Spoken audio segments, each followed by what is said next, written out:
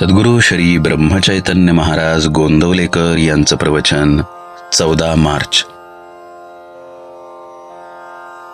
प्रपंचातले आपलेपण भगवंताकडे वळवा. प्रेम हे सर्वांना उपजतच येत असते. हा माझा मुलगा, ही माझी मुलगी यांच्यावर प्रेम कसे करावे हे कोणी शिकवावे लागत नाही. एकदा आपले मानले की प्रेम आपोआप निर्माण होते. पण हे प्रेम सुद्धा खरे बघितले तर स्वार्थी आहे.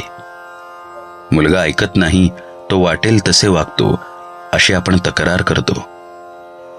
त्याच्यावर जर आपले खरे प्रेम असेल तर आपण तशी तक्रार करणार नाही. परंतु त्याच्या मागे हा माझे ऐकत नाही, हा अहंकार, स्वार्थ आहे. एक गृहस्थ मला भेटले. त्यांना मी विचारले, झाले का मुलाचे लग्न? ते म्हणाले, नाही, उद्या आहे. मुलगा चांगले वागतो का असे मी विचारल्यावर ते म्हणाले, आत्ताच नाही सांगत, 6 महिन्यांनी सांगेन. स्वार्थाचे प्रेम इतके अशाश्वत आहे. मला सांगा, अशा स्वार्थाच्या प्रेमापासून सुख कसे लाभेल?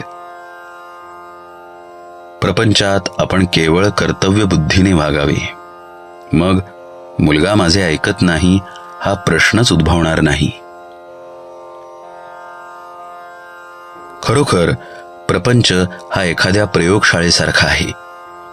कॉलेजचे शिक्षण पुरे करण्यासाठी काही महिने तिथे शिकावे लागते असे म्हणतात.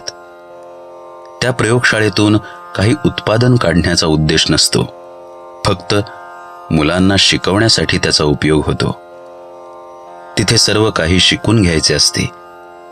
ते किती उपयोगी पडेल, त्यापासून किती फायदा होईल याची अपेक्षा ठेवायची नसते. त्याप्रमाणे प्रपंच ही परमार्थाची प्रयोगशाळा समजावी.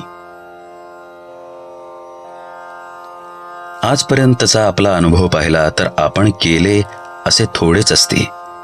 म्हणून परिस्थितीबद्दल फारशी काळजी न करता आपण आपले कर्तव्य तेवढे योग्य रीतीने करावे.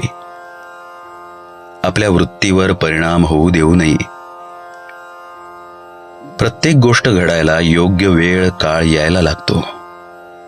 तेव्हा कर्तव्य बुद्धीने वागून काय ते करा आणि भगवंता, हा प्रपंच तुझ्या इच्छेने चालला आहे असे म्हणा. म्हणजे आपोआप भगवंताचे प्रेम लागेल. प्रपंचातले जे आपलेपण आहे ते भगवंताकडे वळवा. घरातल्या मंडळींवर निस्वार्थ बुद्धीने प्रेम करायला शिका. म्हणजे परमार्थ आपोआप साधेल आणि आपलेपणा भगवंताकडे वळवल्यामुळे भगवंतावर प्रेम जळेल. याकरता काही वेगळे करणे नको. हा आपलेपणा निर्माण होण्यासाठी भगवंता वाचून आपले नडते ही भावना झाली पाहिजे. याकरता आपण त्याच्या अखंड सहवासात राहण्याचा प्रयत्न केला पाहिजे. त्याच्या नामस्मरणानेच ही गोष्ट सहज शक्य आहे. वाचलेले विसरेल, पाहिलेले विसरेल, कृती केलेली विसरेल, पण अंतःकरणात घट्ट धरलेले नाम कधी विसरायचे नाही. जानकी जीवन स्मरण जय जय राम.